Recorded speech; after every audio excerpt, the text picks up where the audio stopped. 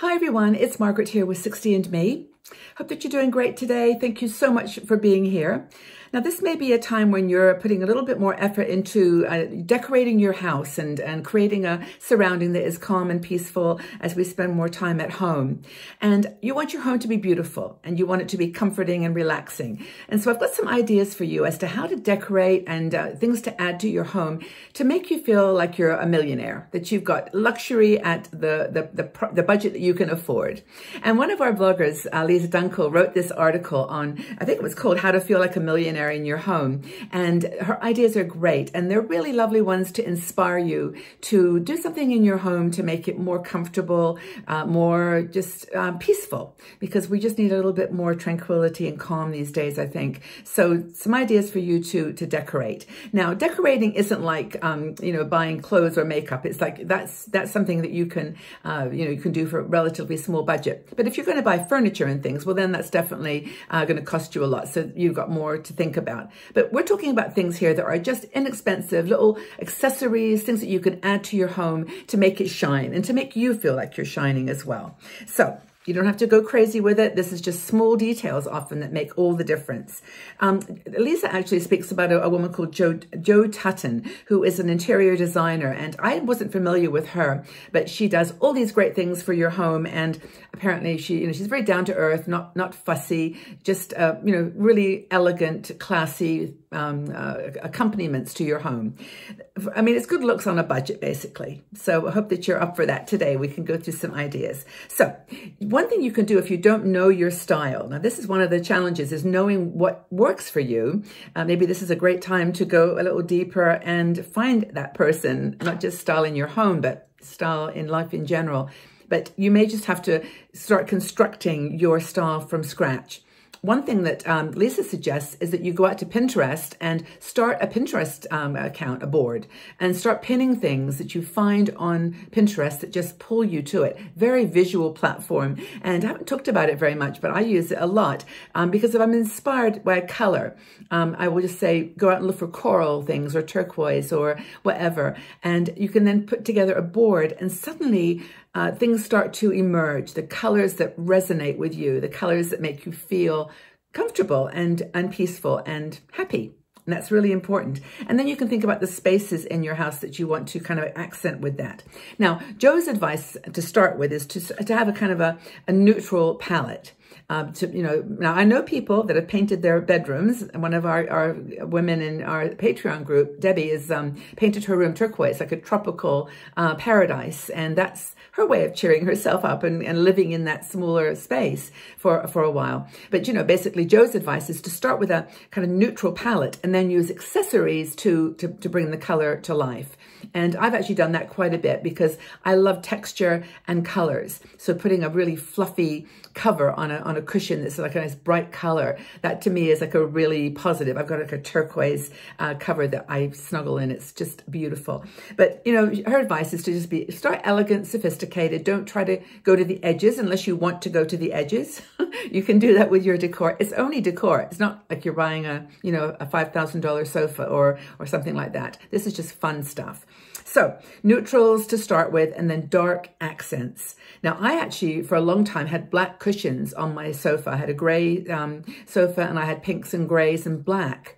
And black, like a cushion, just a black cushion is so powerful. And then, of course, Lisa suggests that you might want to paint a door or a cupboard or something black. It's just a very stark, beautiful accent. And I'm all for moody florals. I like the florals that have a black background as opposed to a white background. And that looks really cool too. I should have showed some of my shawls and scarves, but that's another thing. Another thing that Lisa recommends is floor to ceiling curtains. And you can get, you can get these online, hopefully if Amazon's and other companies are still delivering, or just, fabric you might have. And floor to ceiling curtains immediately create a kind of luxurious appearance. But don't forget to open them and look out into the sun. That's also a really, really good thing to do. So the next thing, other than, just cushions and curtains and that kind of thing, and colors in general, is, by the way, to go back to that original comment about yourself, think about two words that describe you. because then everything else circles around that. And I know Lisa's words are her words. Elegant and sophisticated, was that it? No, I think hers was something else. It was minimal and sensual. Minimal, sensual. That was her style words. And mine were cultured bohemian.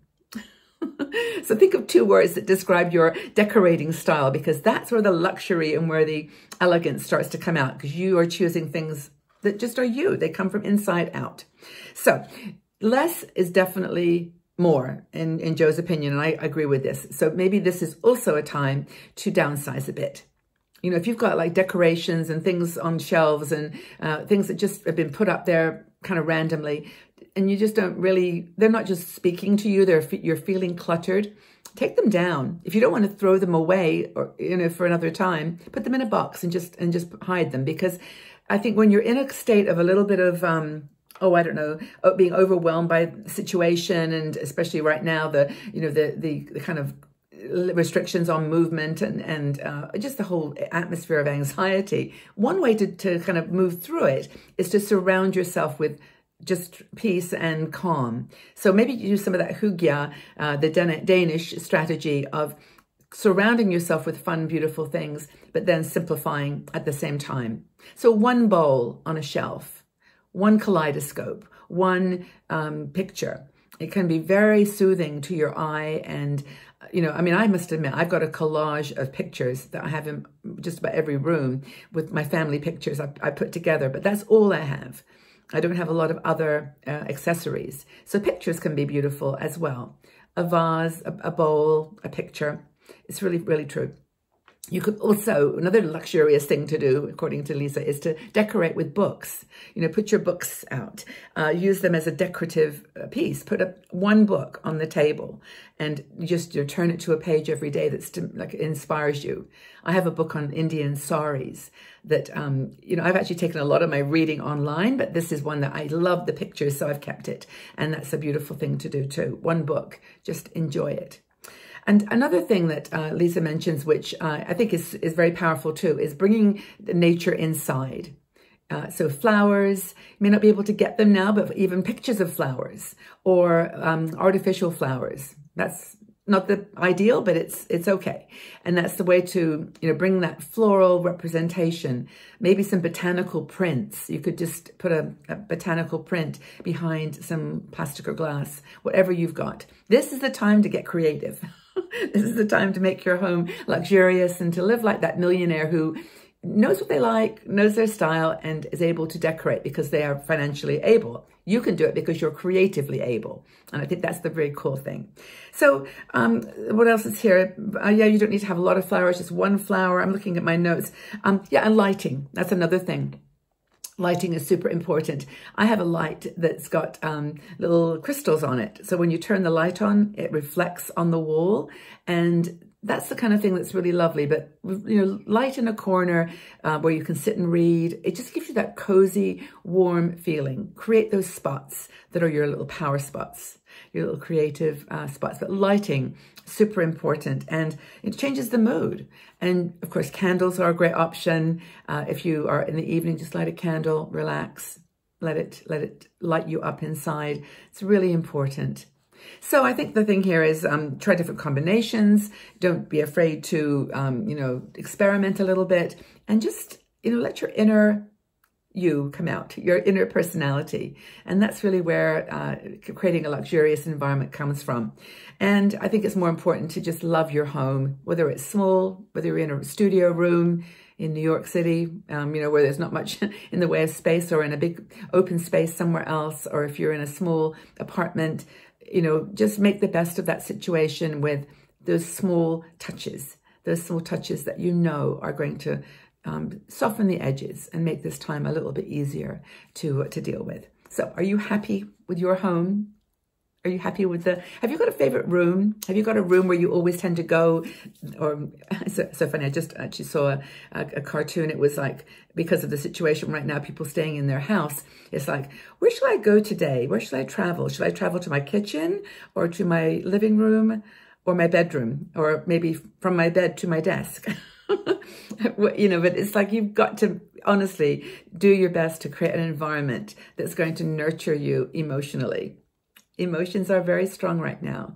And I'm just so happy that we're here together. And tell us about your favorite spaces. What have you done to decorate your home right now to make it more peaceful and calm and fun? What's your favorite room? Look forward to reading your comments, joining in the conversation. Thank you again for being here. It's wonderful to be able to share this time with you, and take good care of yourself. Stay safe and well, and we'll talk again very, very soon. Bye-bye for now.